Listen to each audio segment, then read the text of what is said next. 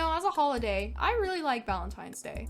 My experiences with it though, not the best. And to celebrate Valentine's Day 2025, 'tis the season, I shall share my experiences with the YouTube platform. For story number 1, to set the scene, I used to work at a little place called Greg's Grocery Store, not real duh, as a bagger, and as one does, gained a few work friends with the cashiers that I was stationed with. Now there was this one cashier in particular that I went to high school with named, I think I'm gonna call him Chicken, because I think it's funny and it's fitting for the story. If I describe him, he was a stereotypical white gym bro who may or may not have had a new girlfriend every 2.5 business weeks. I mean, he was a pretty nice guy, but what he did was foul. A week before V-Day, we were on register together, and he asked me, hey, I know I don't have anybody for V-Day, and I know you said you don't either. Do you want to go get dinner that week? And I want to get this straight.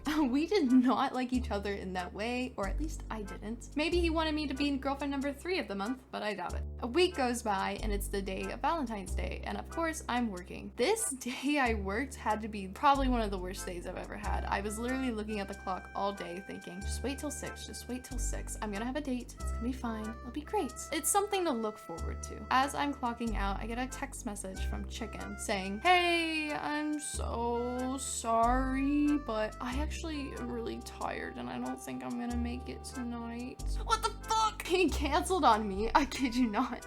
Maybe like an hour before that we were supposed to go on this little dinner date. And it may be a little embarrassing to admit, but I did cry on the way to my car walking in the parking lot. Like I said, it was something I was looking forward to. I had a really bad day and it was just like, oh, you made it worse. I remember specifically, I was so excited to just tell him about the tennis tournament I had 2 days prior because it was the best match I've ever played, but nah, that bitch canceled on me, the fuck?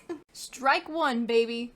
Alright, a year passes by and I actually have a boyfriend. His name is Rooster. And what Rooster did was a little bit more foul, because how can you do this to your girlfriend? Long story short, Valentine's Day comes around. He doesn't even acknowledge that it's Valentine's Day. He doesn't even say Happy Valentine's Day. I mention it to him too. I'm like, oh, hey, I'm giving you a hint. It's Valentine's Day. And he goes, yeah, it is Valentine's Day. I was like, what the what? What kind of men am I attracting? This is not fun at all. I even bought this guy like one of those big tin heart trays with all the little funky chocolates with like the strawberry filling and the caramel inside, but nah, I ate that shit myself. Fuck you. I think the saddest part of that is I didn't even break up with him for that.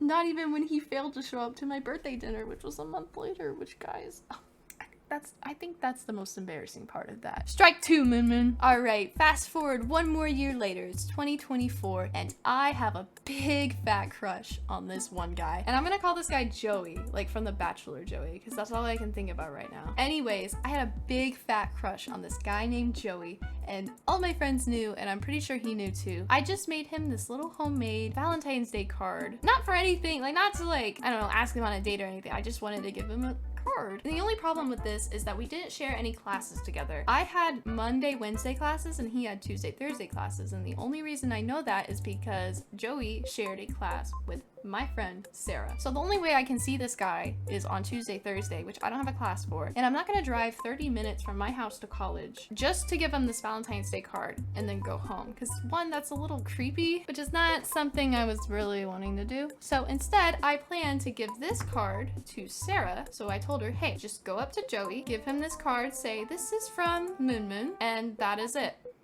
That is all you have to do. You would think that it was a very simple task. But he did get the card, but so did half the class for some reason, because Sarah, as much as I love her, she did not just want to go up to him and give him the card. She thought that was a little like too much, I guess. In her words, she said, oh my god, it's so embarrassing. I'm like, girl, it's not even the card you made. It's for me. If anything, it's my embarrassment. What are you talking about? She did not want to give him this card, so she gave it to a friend who said, nah, that's weird. I don't have class with him. How about Sarah, you give him the card? So Sarah turns to another friend and another friend. And the more than you know it, every single person in that little circle that she sits by in that class knows that I'm giving my crush a Valentine's Day card. So Joey's a fake name that I'm using for this guy, but his real name sounded really close to the professor's name. And as one of the people saw the card that was from me, they misread his name and thought it was the professor's name. What?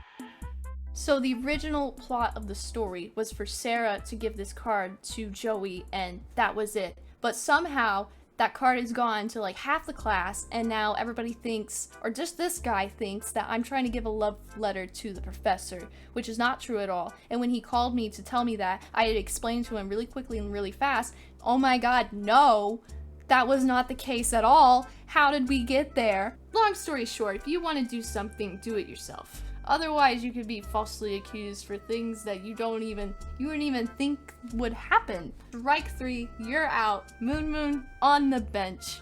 Valentine's Day is not your holiday. I think this is my last time doing that, because there was one time in 6th grade where we were giving out lollipops. It was like a pay 50 cents. You can send a lollipop to anybody. You can make it anonymous. You can write your name. I anonymously send it to my crush. So not in like a stalker way. Don't put that on my name. The decisions I make.